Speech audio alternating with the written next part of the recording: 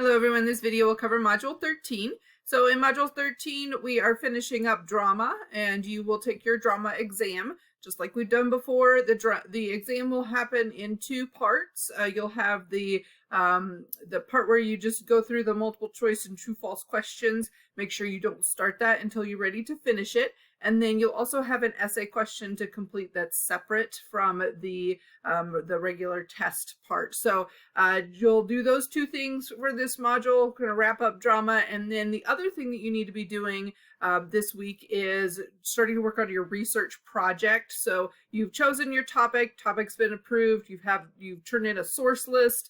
And so I'll be giving you feedback on that, and then you should just be working on creating the project, whether that's, you're doing a PowerPoint or whether you're doing some kind of artwork.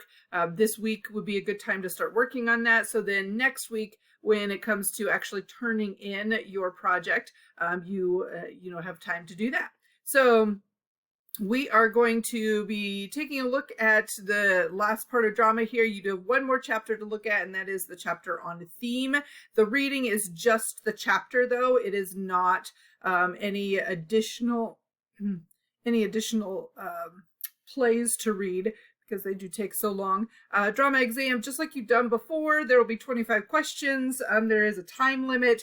Don't start it till you can finish it. If you do start it, some of you did with the poetry exam, there were no questions answered. So make sure that if you start it and you accidentally exit out or something, that you email me so I can reset it. And you'll get new questions that way. But just kind of keep in mind you only have that one opportunity. So don't start it and then exit out of it. And then your essay question, a little bit different in this one, because before you were allowed to pick like your favorite that you've read. We've only read, 3 plays at this point, 2 plays for assignments so far. And so you, for this one, will pick a new play that you haven't read yet out of this section on, this is called a drama sampler. And they're just 10-minute plays, so they are pretty easy to read quickly.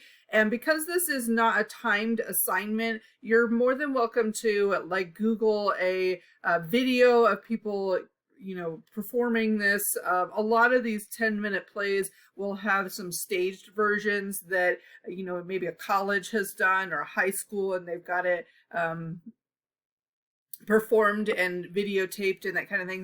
The video quality is not always the best, but you can at least see what it looks like. So we've got a couple of options here, and they're all pretty short. You can see that it's probably like reading a short story. They're intended to be quick little scenes, and it'll give you just some information about the playwright to begin with. Some of them have more information about characters, and some of them don't.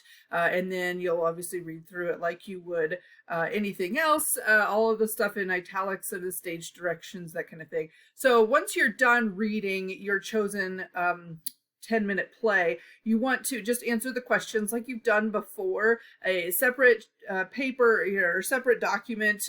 Make sure that you write out in paragraphs what you think. Make sure that you tell me which play you looked at, and then what the main theme of the play is, which the chapter over theme will help you to identify where theme might come from, and then what dramatic elements do you see, what you liked and what you connected with, and then what are things that you learned about drama through that. So make sure that you are just doing that in your own language, in your own words. I'm not grading this on grammar, although if I can't tell what you're trying to say, there could be some issues. But for the most part, thorough in your own words, as much as you can give me, and then turn that in as the answer to the essay question. So technically not a question.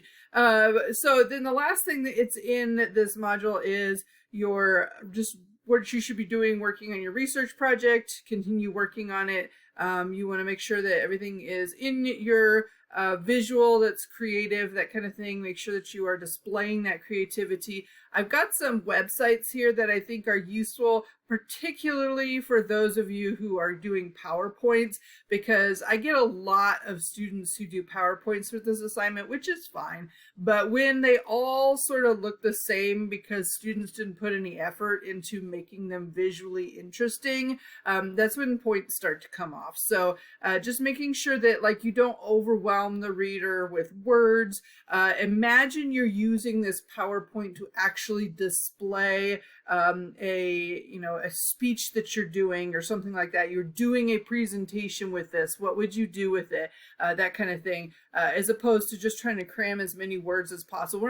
We're not taking an essay and trying to smash it on some PowerPoint slides. So just kind of keep in mind that I don't want it to be overwhelmingly worded. You want to have some visuals in there, make it interesting, make it creative, that kind of thing. So if you have any questions at all, feel free to send me an email. Otherwise, have a great week.